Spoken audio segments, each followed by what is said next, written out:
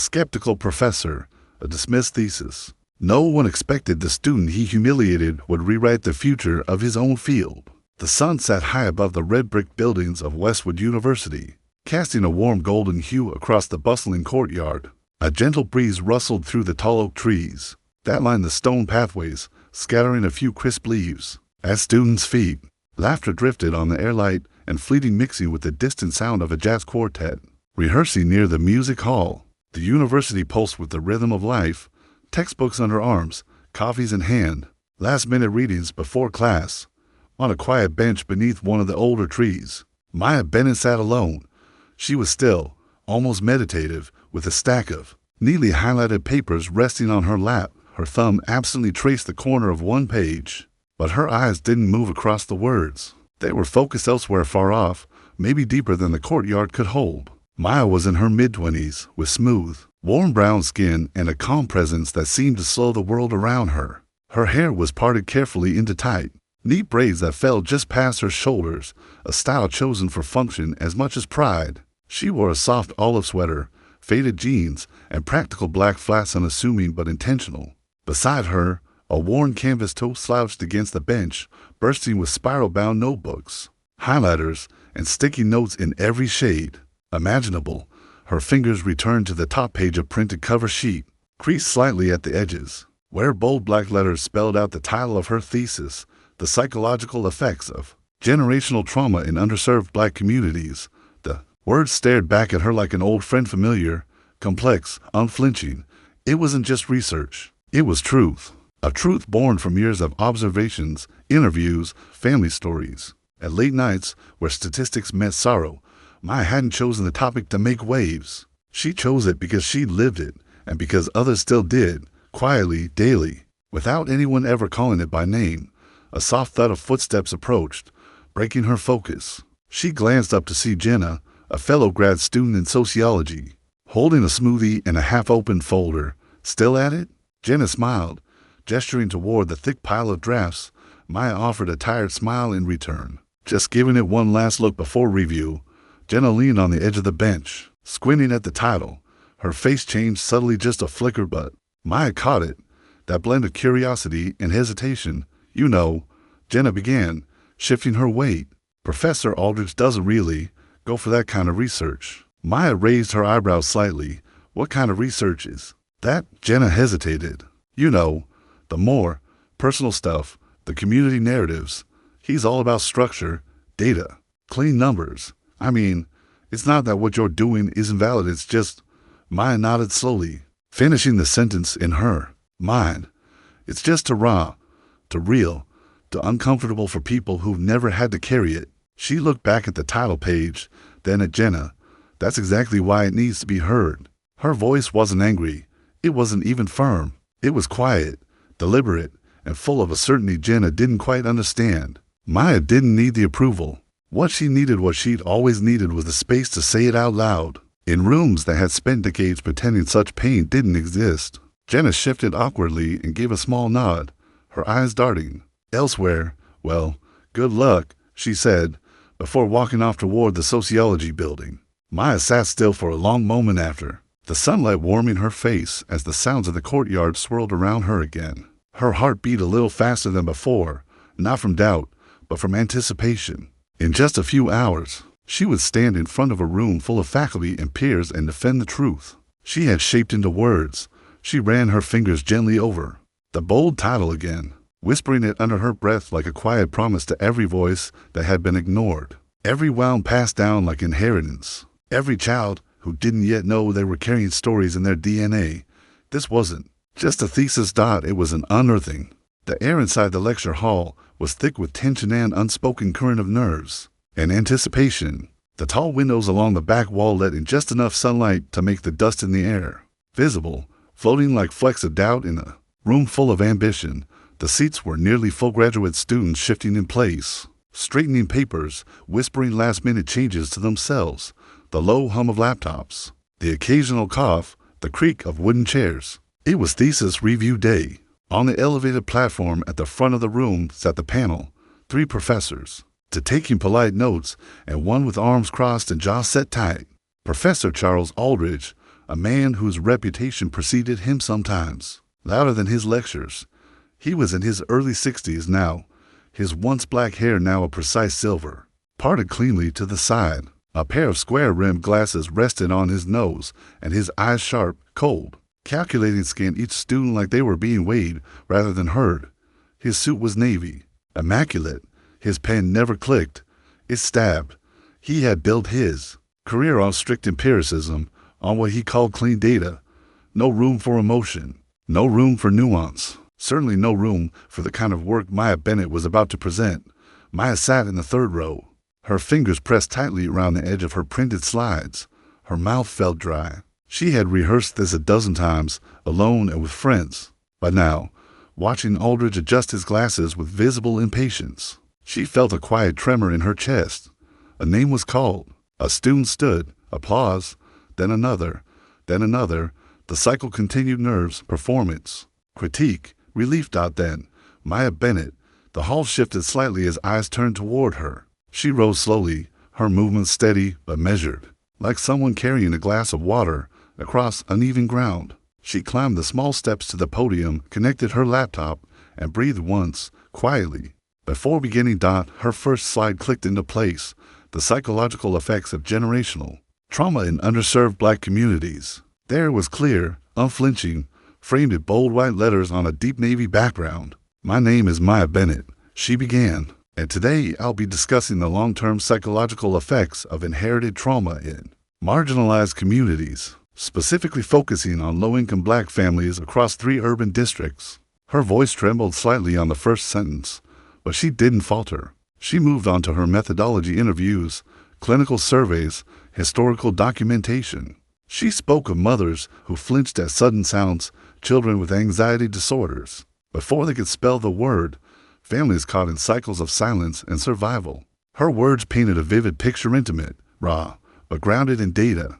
But just as her third slide appeared, an emotional quote from a mother, describing the fear of raising a Black son in a police-heavy neighborhood. Professor Aldridge cleared his throat. Loudly, Maya froze, eyes flicking toward him.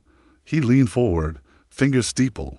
"Miss Bennett," he began, voice smooth and condescending, "while I admire your passion, I must ask, what peer-reviewed psychological models are you basing this emotional framing on?" Maya blinked. "I referenced the ACE study and yes, the Adverse Childhood Experiences study, a strong start, but it's broad, generalized. Where are the longitudinal controls, the statistical variances? You seem to be leading your audience emotionally rather than objectively."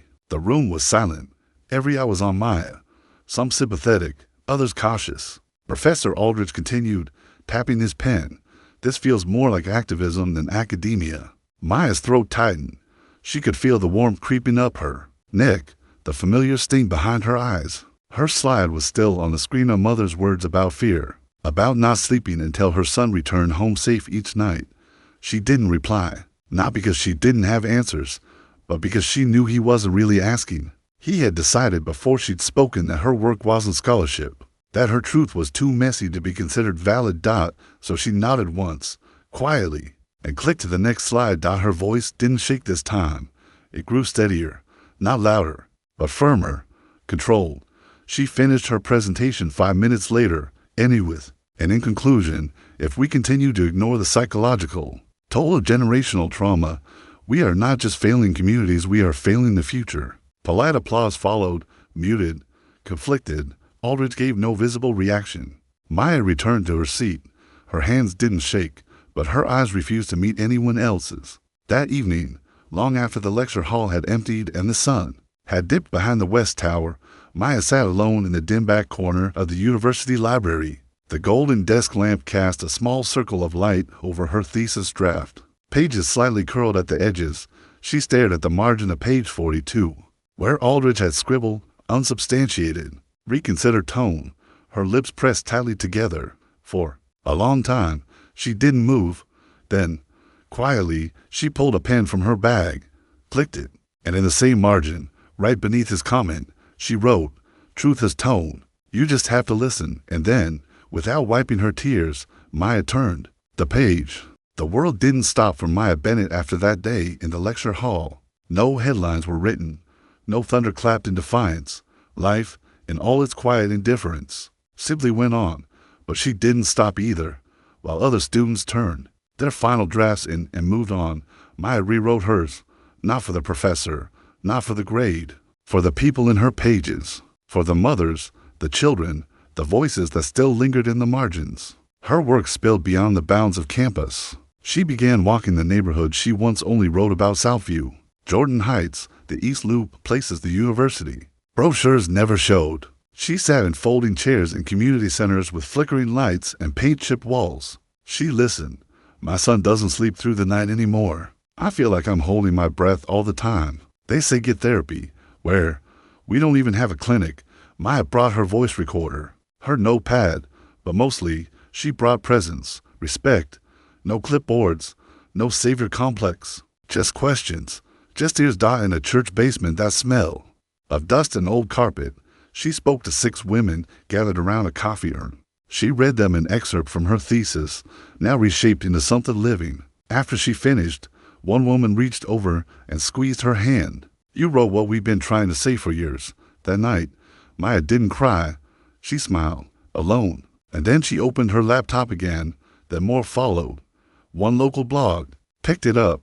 Then a podcast invited her to speak. Then a youth mental health organization in Chicago asked if they could use excerpts in their training. Her thesis, once marked as too emotional, was becoming a resource, a conversation starter, even a guide. She redesigned it entirely. It was no longer a thesis, but a living document, layered with community quotes, maps, case studies, art. She renamed it Echoes in the Mind: The Legacy of Trauma in Black Communities and the Path to Collective Healing. She uploaded a version for public access. The link began to circulate quietly, shared in Facebook groups, tweeted by grassroots organizers, pinned in mental health forums. Maya watched from the corner of her screen as the view count grew: 20, 40, 80, then hundreds still. No fanfare. Just momentum. In another montage moment, Maya stands before a classroom of teenagers. She's invited to speak at a local high school, not far from where her own cousins grew up. On the board behind her is a printed quote from her research: if trauma is inherited, so is the strength to break it. The students listen. Not all understand the jargon, but they see her, a woman who looks like their sister, their mother, themselves, talking about pain they'd never seen named in textbooks. Late one evening, Maya walks past the sociology department building. It's quiet. The windows glow faintly yellow.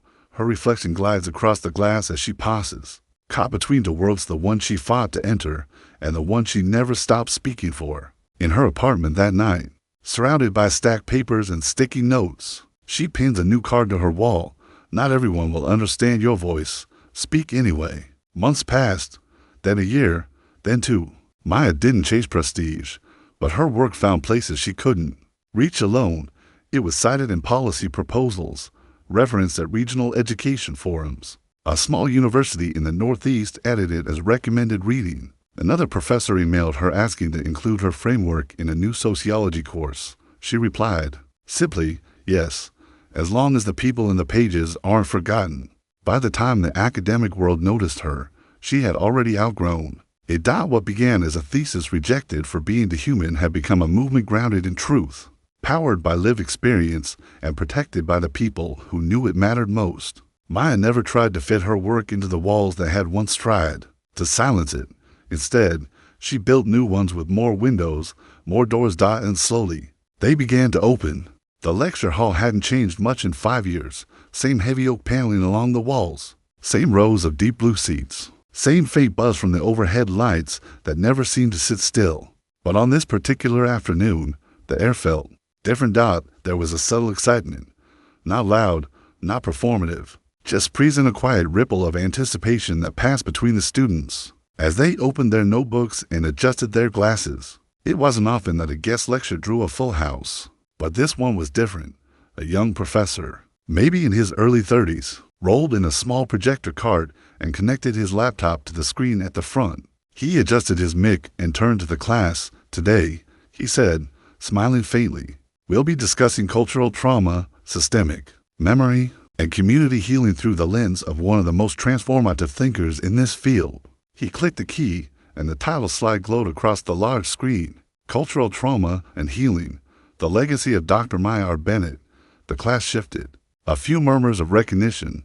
Some students straightened in their chairs, pens poised near. The back of the hall, in a seat that hadn't been reserved, Professor Charles Aldrich sat silently. No one had announced he would be there. He hadn't asked permission, just quietly walked in 10 minutes early, nodded to the young professor, and took a seat in the back row where shadows pooled under the balcony, and where memory often returned uninvited. He looked smaller now, not just in size though the years had thinned him, but in presence. His once razor-sharp posture had softened. His hands, now speckled with age spots, rested folded in his lap. The hard, judgmental eyes that had once pierced through student presentations were quieter, almost reflective. The next slide flashed. A black and white photo of a woman standing at a podium, confident, mid-sentence. Her eyes locked with the camera. Her natural curls framed her face, and her stance was one quiet defiance and grace. Dr. MayaRBennett. A title below the photo read, author, community psychologist, social reformist, visiting scholar at Oxford, founder of the Echo Initiative, professor. Aldrich didn't move, but his gaze held on that image longer than anyone else in the room. He remembered her, clear as daylight. The quiet girl on the bench, the one with the trembling voice and the paper he had once dismissed as activism. The girl who didn't argue back, who clicked to the next slide with dignity instead of defense. She wasn't a student anymore. She was the curriculum. The young professor began reading aloud. Dr. Bennett's foundational research on inherited psychological trauma in underserved Black communities has become a cornerstone in contemporary cultural psychology. Her work redefined the way we understand generational suffering, not as a historical artifact, but as a living, breathing presence that shapes minds, families, and futures. He clicked again, revealing a chart: Bennett's trauma inheritance framework, now widely cited in universities across 3 continents. The students leaned forward, their pens moving across notebooks with urgency. A few tapped their screens, saving the slide. Her thesis was originally met with skepticism. The lecture continued, not unkindly. Some called it too emotional. But as she wrote later in her book Echoes in the Mind, emotion is not the enemy of truth, it's the heartbeat of it. A soft murmur of appreciation passed through the crowd. Professor Aldrich felt it too. The words rang differently in his ears than they might have years ago. Back then, he would have marked them with red ink. Now, they hung in the air like scripture. He leaned back slightly, the seat creaking beneath him. His eyes never left the screen. Slide after slide revealed Maya's journey, her community panels, her published articles, her viral TED Talk, the nonprofit she built to provide culturally rooted therapy in urban neighborhoods, pictures of children in reading circles, testimonials from mothers, grants, awards, influence. And in the middle of it all, her words, always centered around one truth: healing begins when pain is acknowledged. Aldrich's vision blurred briefly, though he would never admit it was emotion. He blinked it away. In front of him, a student leaned over to whisper to their neighbor, "She's the reason I chose this field." Another nodded silently, eyes still glued to the screen. That used to be him. He once commanded rooms like this. But what he built in hard lines and rigid theory, she had unraveled with compassion and rebuilt with something infinitely more human. His hand moved slightly, barely above a whisper, as he leaned back in the seat and exhaled. "I was wrong." No one heard it. No one needed to. The truth was already glowing on the screen. The campus looked softer in the twilight. Shadows stretched long across the cobblestone paths, and the golden light of early evening poured over the ivy-covered buildings like a warm memory. The laughter of students drifted in waves, gentler now, mixed with the rustling of leaves overhead. Crickets had just begun their nightly chorus. There was peace here, familiar, worn in, like an old book you forgot you loved. MayaRBennett walked slowly across the quad, her heels tapping lightly against the stone. The years had shaped her, but hadn't hardened her. Her presence was still calm, still grounded, but now she walked with a certain settled confidence, the kind forged through fire and softened by purpose. A light wind pulled at the hem of her long tan coat, and she let it sway without adjustment. Over one shoulder hung a black leather bag, well used and filled with neatly tabbed books she had written. She passed the student center, the old library, the sociology wing, and then she paused. There was the bench. The same bench where she once sat, hunched over draft pages, heart pounding before her thesis defense, holding back the sting of doubt and invisibility. It looked the same, a little more weathered, but so was she. She stood in front of it for a moment, running her fingers along the edge of the backrest. It was empty now. The sun cast an orange glow across the seat behind her. Footsteps approached slow, deliberate, hesitant. She didn't turn right away. Somehow, she already knew who it was. Miss Bennett. A pause. Dr. Bennett. I should say, my turn. Professor Charles Aldrich stood a few feet away, hat in one hand, the other shoved awkwardly in his coat pocket. He looked older than she remembered, frailer. His one-sided posture had softened into something more human, worn by time, maybe by regret. His silver hair had thinned, and the lines at the corners of his mouth were deeper. His eyes searched hers not for approval, but for courage to finish what he came to say. I wasn't sure if I should speak to you, he began, but when I heard you were coming back, I hoped I'd get the chance. Maya said nothing. Her face remained neutral, not cold, just unreadable. He shifted his weight uncomfortably. I've read everything you published since, he continued. I follow the Echo Initiative. I've used your framework in my seminar course on trauma and identity. That made her eyebrows lift slightly. You teach my work now, she said, not accusatory, but surprised. Aldrich nodded, his voice smaller now. Yes, I teach it because it's necessary, because I was wrong. He looked down at the bench between them. I dismissed what I didn't understand. I told myself I was protecting academic standards, but really, I was protecting comfort zones, mine, the institutions, and in doing that, I silenced something that never should have been silenced. The words hung in the air. He looked up again, his eyes glassier than before. Your work changed things, not just for students, for me, too. Maya studied him, not the way you study a man for judgment, but the way you study a storm after it passes, gauging the damage, the lessons, the quiet. She took a slow breath and then spoke, her voice gentle, steady. It was never about proving you wrong, Professor. Her gaze drifted to the bench again, then back to him. It was about giving people a voice, people who've been talked over for generations. I didn't write my thesis to win an argument. I wrote it so someone like my cousin could go to therapy without shame, so a mother could hear her pain named, so the next generation doesn't have to carry wounds of silence. Aldrich looked away, swallowing hard. He nodded once slowly, as if each motion carried weight. I hope you'll keep speaking, he said quietly. We need more like you. Maya smiled then, not wide, just a small, knowing curve of her lips, a smile that didn't seek closure. It had already found it. I never stopped, she replied. I just stopped waiting for permission.